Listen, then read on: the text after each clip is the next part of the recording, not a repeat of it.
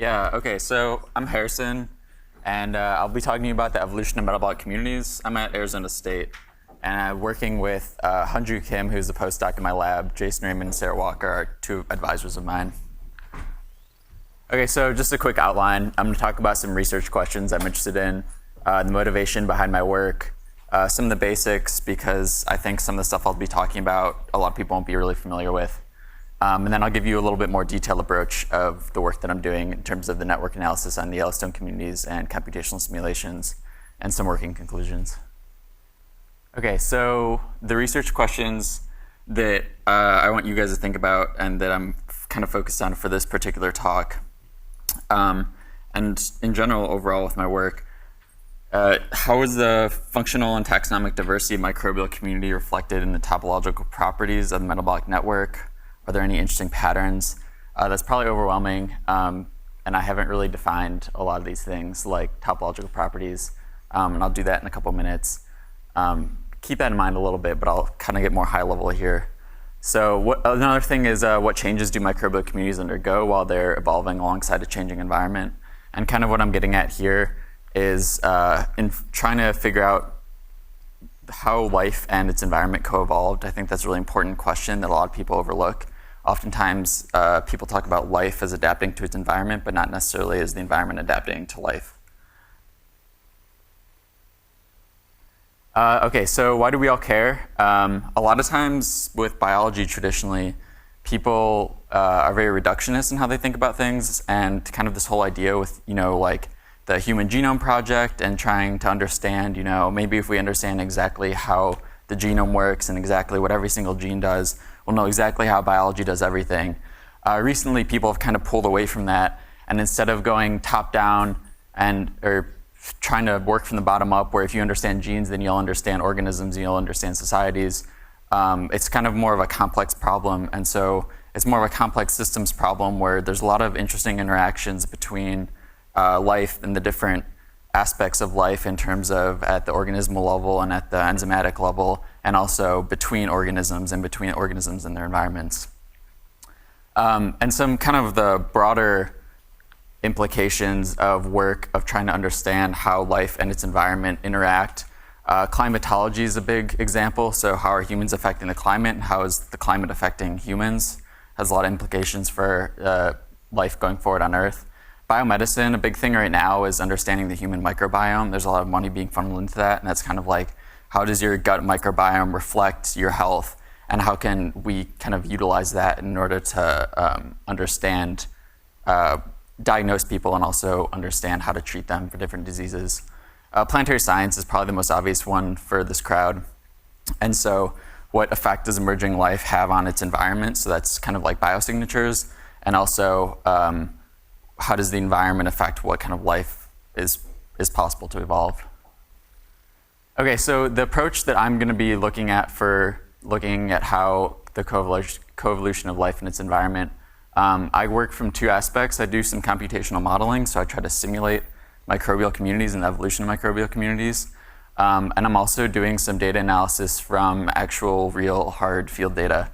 So we have some Yellowstone field data, and I'll be talking to you a little bit about that. And then kind of how these two things get tied together is this idea of network analysis. So you can construct networks from the metabolisms of both the simulated work that I'm doing and also from the metabolisms that we infer in these communities that we go out and sample. And you can represent them as networks, and then you can measure these different properties of networks and use that to compare them. And we hope to infer the evolutionary history of extant microbial communities through these models, which is constrained by the field data.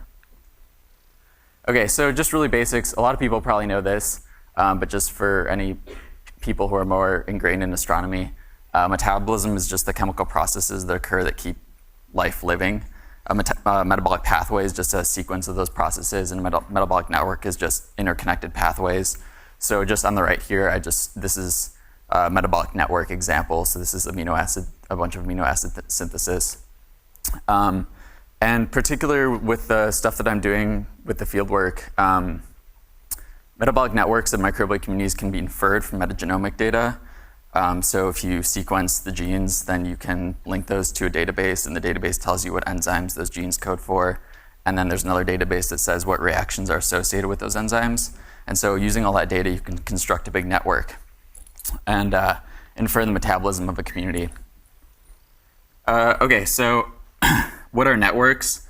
This is something that's probably new to a lot of people. So a network, when I say network, I just mean nodes plus edges. And when I say topology, I mean the physical properties of a network. So there's different things that you can measure in a network, such as shape, connectivity, or like degree distribution. And that's the example I'm giving you here. So on the left, I have a random network, which is just the US highway map. And on the right, I have a scale-free network, which is the US like airport system.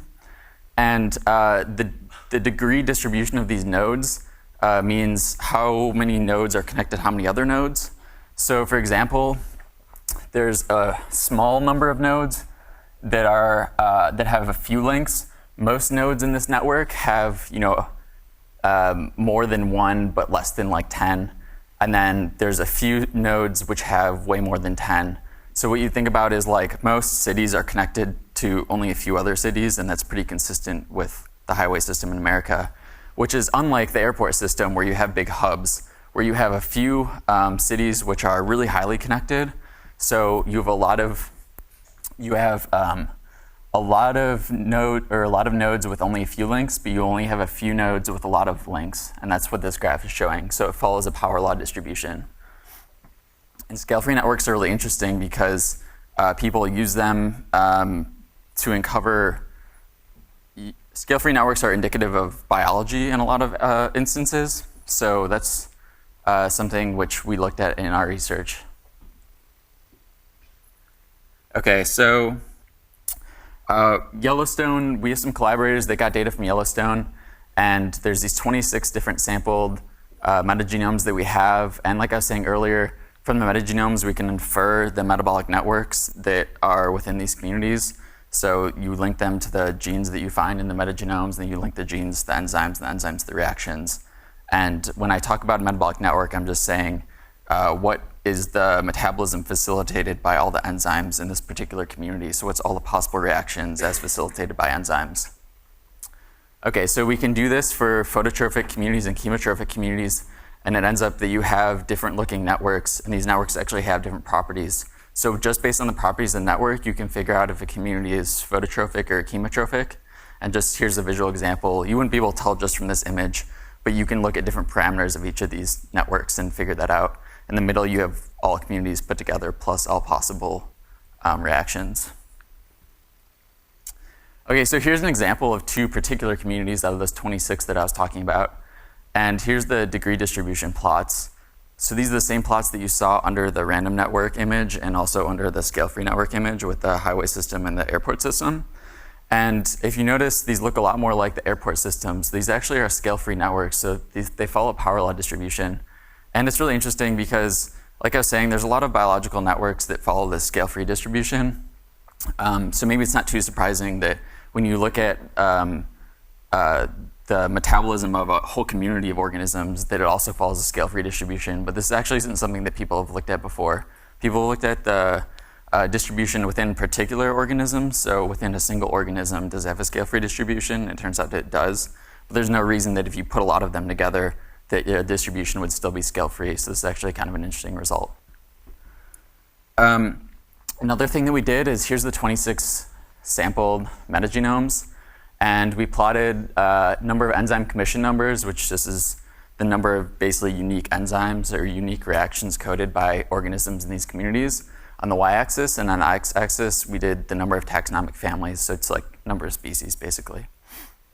And the real metagenomes have a lot less number of enzymes for the number of families in a particular community. And if you sample artificially, which is these blue dots, random families and just put them together with this, if you put the same number of families together, randomly assembled from these different communities, then you end up with a lot more different enzymes that are being coded for, which isn't that surprising. Basically, this just means that reactions are shared across communities. So these communities are more optimized for their environment and for the other organisms around them, whereas these ones that you assemble artificially are not. And that's pretty much what you'd expect because you wouldn't want to waste resources doing reactions that someone else in your community is already doing.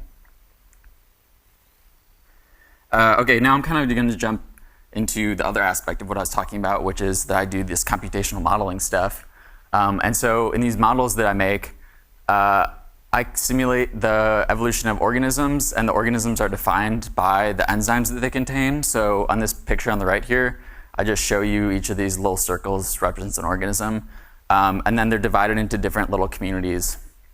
And they catalyze reactions based on their propensity. And propensity is just a fancy way of saying, well, if you have a higher concentration of different substrates, then it's more likely that reaction is going to be catalyzed, especially if the reaction rate constant's higher. Okay, so this is some preliminary results from my model, which basically just shows that it's behaving as it should be.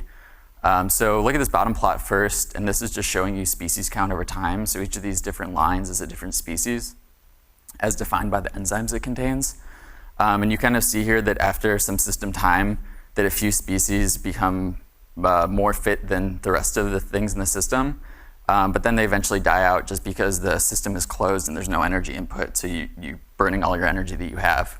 And then this top plot is just showing you the fraction of the total organismal energy contained within a particular species. So the total organismal energy combined, all 100 species at the beginning, is going to be 1, and it's going to be 1 at the end because that doesn't change.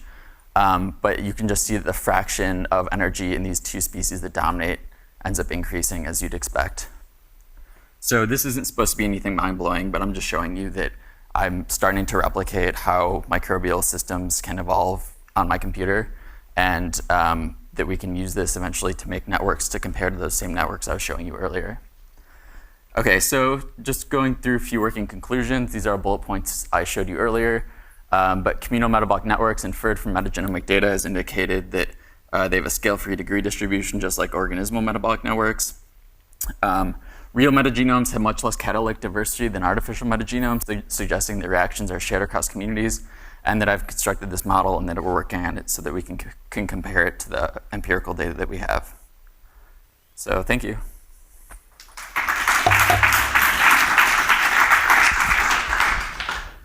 Questions?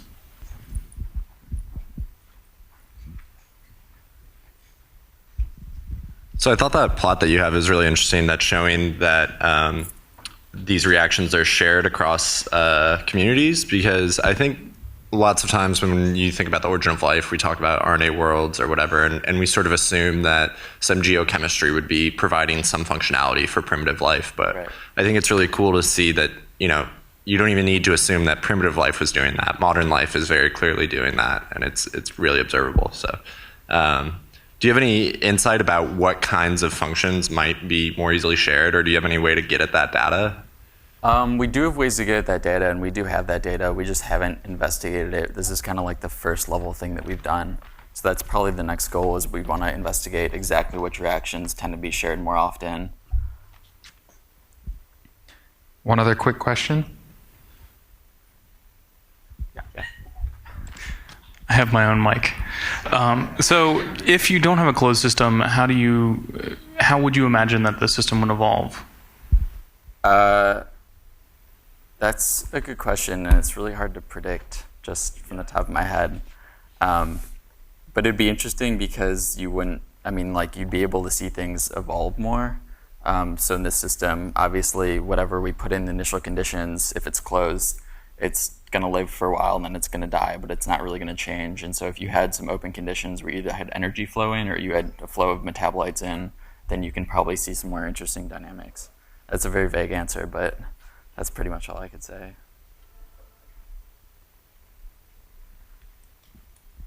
All right, let's thank Harrison again.